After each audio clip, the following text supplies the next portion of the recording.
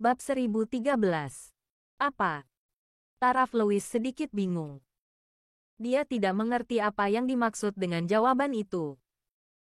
Melihat penampilannya yang menawan, David Bowie tak kuasa menahannya. Dia tertawa dan berkata, "Nona Lewis, kau tidak mengerti maksudku.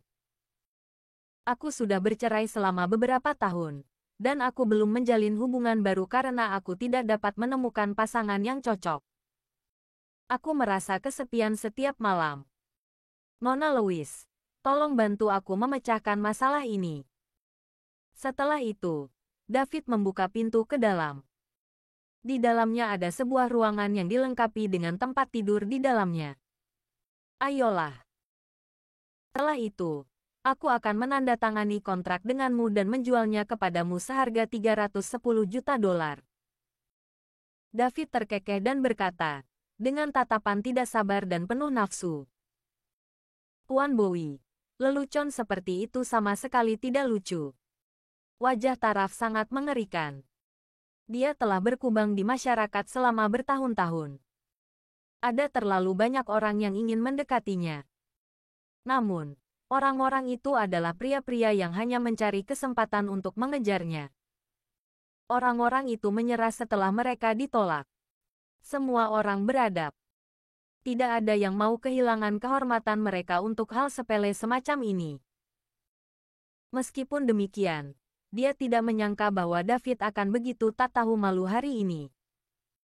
Dia bahkan membuat permintaan seperti itu saat berbicara tentang bisnis. David mungkin tahu betul bahwa gedung perkantoran ini bernilai paling banyak $310 juta.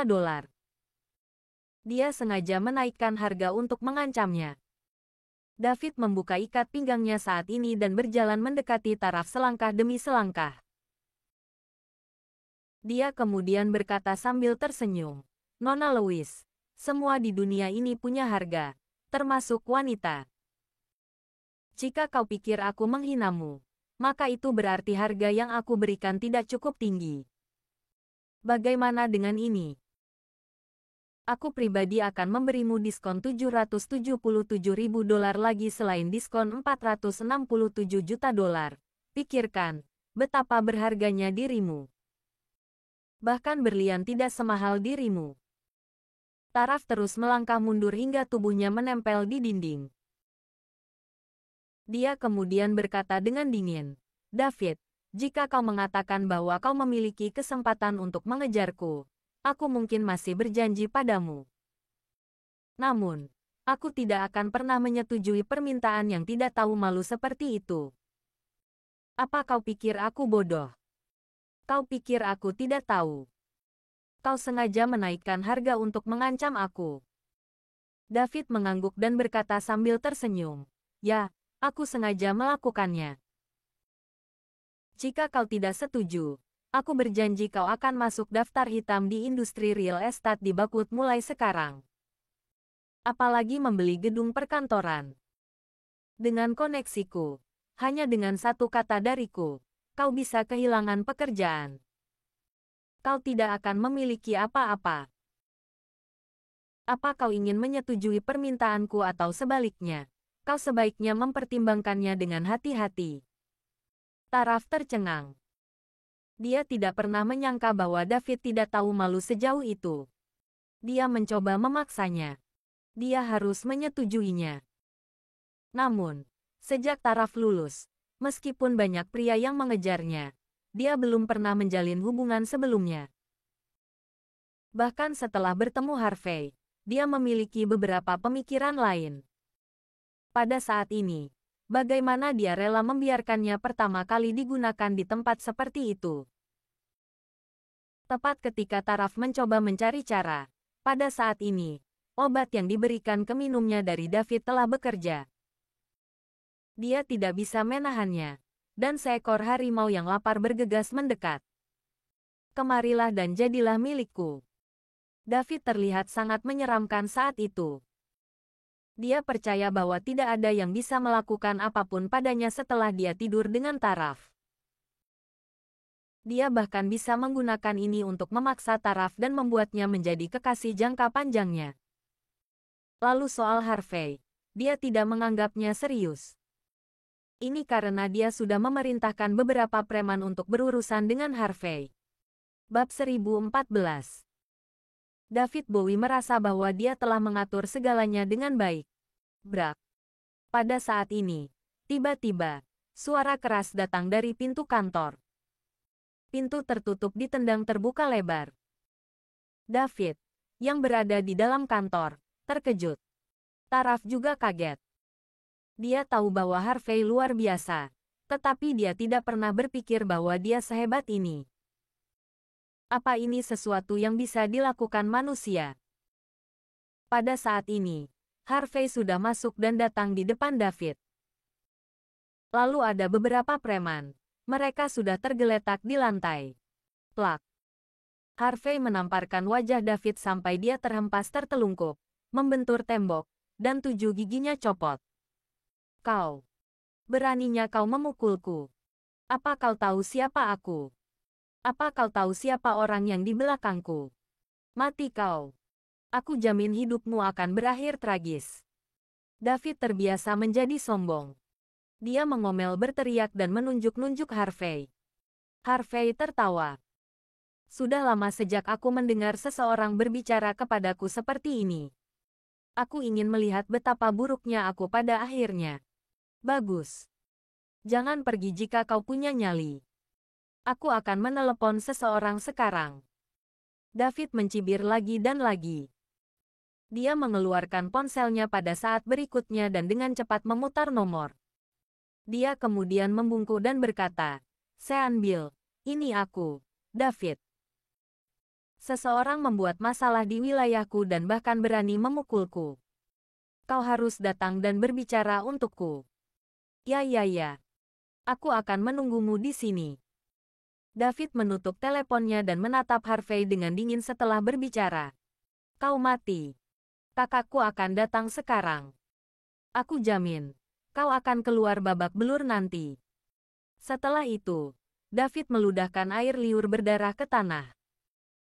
Dia kemudian menatap Taraf dan berkata, "Dan Jalang, aku memberimu bantuan, tetapi kau tidak menginginkannya. Beraninya kau berpura-pura tidak bersalah dan sok suci. Aku beritahu ya.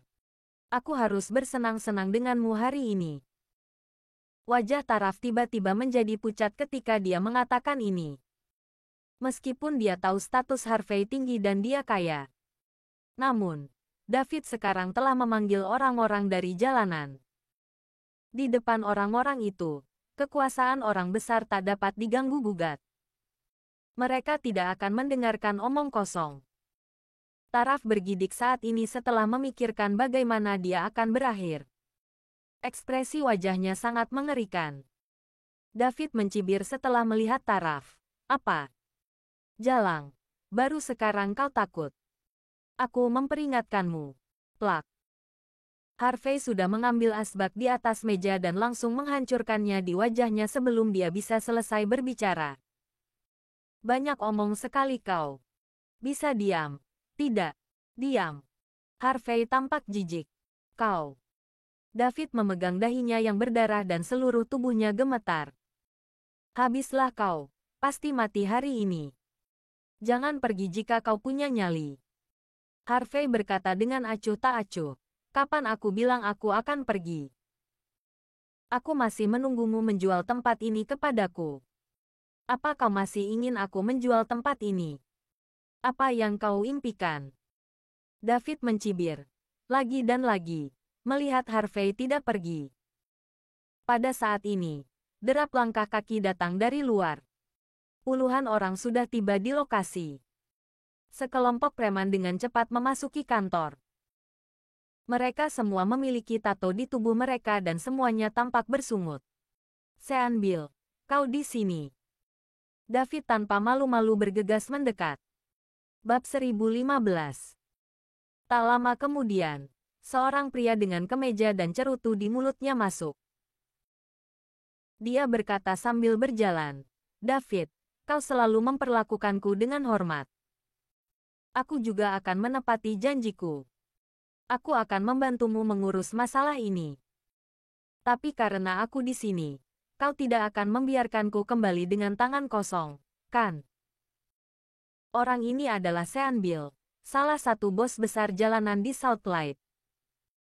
Daerah terdekat adalah wilayahnya. Terus terang, dia juga yang mengawasi David.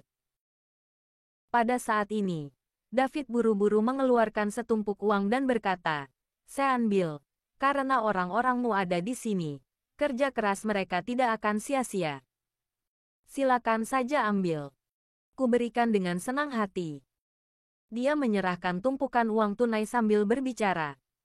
Salah satu anak buah Sean Bill mengambilnya dan mengangguk pada Sean. Sean kemudian berkata dengan acuh tak acuh, jadi David, katakan padaku apa yang terjadi. David menunjuk ke arah Harvey dan berkata, Sean, ini orangnya. Tidak hanya dia mengganggu waktu baikku, tapi dia juga menamparku. Sean pertama-tama melirik Taraf. Matanya kemudian membara, dan dia bertanya, apa ini hal baikmu? David langsung mengerti situasinya. Meskipun dia agak enggan saat ini, dia masih jenuh dan berkata, Sean, jika kau menyukainya, kau bisa bermain dengannya terlebih dahulu. Aku akan melanjutkan setelah kau cukup bersenang-senang. Taraf tercengang dengan ini. Dia telah melihat banyak orang yang kurang ajar. Namun, ini adalah pertama kalinya dia melihat seseorang yang begitu tak tahu malu seperti David. Sean mengulurkan tangannya dan menepuk wajah David dengan puas. Dia kemudian dengan dingin berkata, silakan hancurkan anak itu. Gadis kecil, kau ingin masuk sendiri, atau kau ingin seseorang mengantarmu masuk? Rupanya, Sean dan David adalah tipe orang yang sama. Aku mati. Wajah Taraf pucat dan penuh keputusasaan. Dia telah mengambil keputusan. Dia lebih baik mati daripada dipermalukan. Pada saat ini, Harvey, yang telah bersandar di sofa, akhirnya mengangkat kepalanya dan berkata dengan acuh tak acuh, Sean, jika kau merangkak keluar dari tempat ini sekarang, aku akan membiarkanmu pergi. Adegan langsung menjadi sunyi setelah mendengar ini. Para preman itu tidak percaya. Sean Bill adalah bos besar di jalanan, dan statusnya tidak ada duanya. Banyak keluarga besar dan perusahaan besar juga perlu menunjukkan rasa hormat kepadanya. Bahkan orang-orang dari kantor polisi Buckwood pun harus bersikap hormat saat bertemu Sean. Namun, bocah kecil yang muncul entah dari mana ini ingin Sean merangkak keluar dari tempat itu. Orang ini mencari kematiannya sendiri. Apa dia bosan hidup? Beberapa preman mencibir saat ini. Yang di depan berkata, bocah kecil, apa kau sudah gila? Aku akan mematahkan kakimu. Aku akan melihat apa kau berani berbicara omong kosong lagi. Preman ini bergegas di depan Harvey sambil berbicara, mencoba menarik kerahnya. Tapi saat berikutnya, Harvey terlihat dingin dan menendangnya. Puff. Sosok preman ini melayang mental keluar dan langsung menabrak dinding. Kemudian, dia menjerit seperti babi yang disembelih. Harvey dengan santai menendangnya dan mematahkan tulang rusuknya. Adegan ini mengejutkan semua orang di kantor. Meskipun para preman itu semua berasal dari jalanan dan terbiasa melihat hidup dan mati. Mereka berkeringat saat melihatnya. Seberapa kuat tendangan itu? Taraf juga kaget tak percaya saat melihat pemandangan barusan. Apa Harvey memang memiliki kemampuan sebaik itu selama ini? Beraninya kau menyentuh anak buah Sean. Mati kau. David menyeringai. Harvey sudah mati baginya. Bab 1016. Sean Bill melambaikan tangannya pada saat ini dan menghisap rokoknya. Menarik. Tidak ada yang berani sombong di depanku selama bertahun-tahun. Aku akan menulis 2 kata. Sean Bill. Terbalik jika aku tidak secara pribadi mematahkan tangan dan kakimu. Sean berjalan ke depan kerumunan sambil berbicara. David Bowie mencibir pada Harvey. Kau sebenarnya berhasil membuat Sean menghancurkanmu sendiri. Kau mati. Taraf Lewis menghela napas dalam hatinya dan tanpa sadar ingin berhenti di depan Harvey. Dia merasa semuanya sudah berakhir. Dia mungkin harus mati bersama Harvey hari ini. Puff.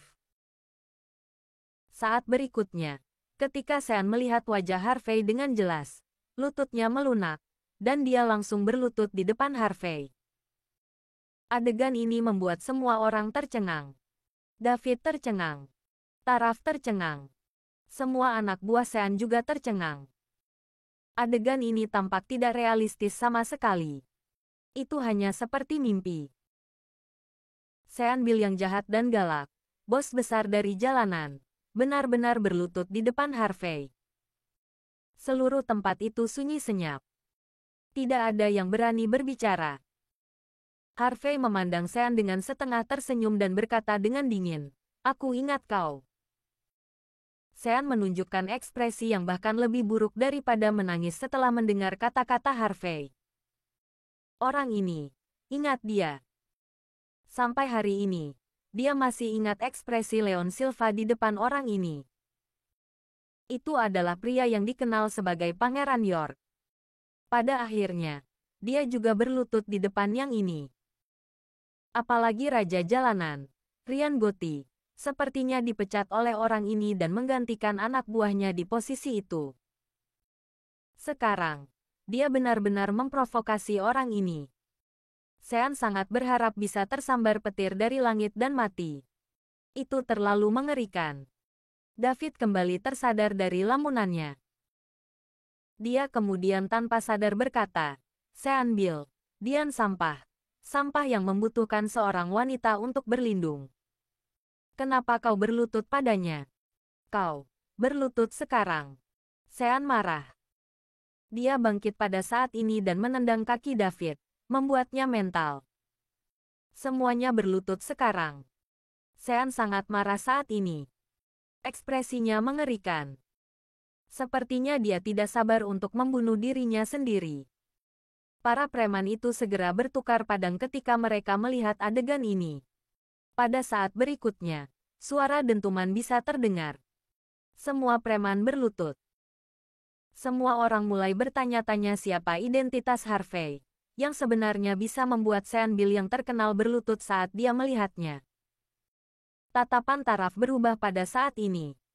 Seberapa misterius pria ini? Seberapa kuat dia? Dia tidak perlu melakukan apapun. Dia hanya duduk di sana.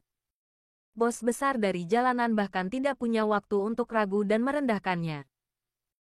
Ini akan menjadi yang kedua kalinya, kan? Harvey berbicara sesuka hati. Sean berlutut di tanah lagi. Wajahnya hampir menyentuh tanah. "Ya, ini kedua kalinya aku muncul di depanmu." Sean ketakutan. Meskipun dia adalah bos besar di jalanan, dia merasa bahwa dia adalah pecundang saat ini, dan seluruh tubuhnya gemetar. "Lalu, bagaimana kita harus menyelesaikan masalah ini?" kata Harvey dengan tenang. Semuanya akan terjadi seperti yang kau inginkan." Sean berkata dengan gemetar. "Tinggalkan saja sesuatu. Tapi jangan mengotori tempat yang aku cari," kata Harvey acuh tak acuh. Ya. Setelah dia selesai berbicara, Sean dengan paksa meraih jari telunjuk kirinya, menariknya kembali, dan segera memotongnya. Lanjut ke bab 1017.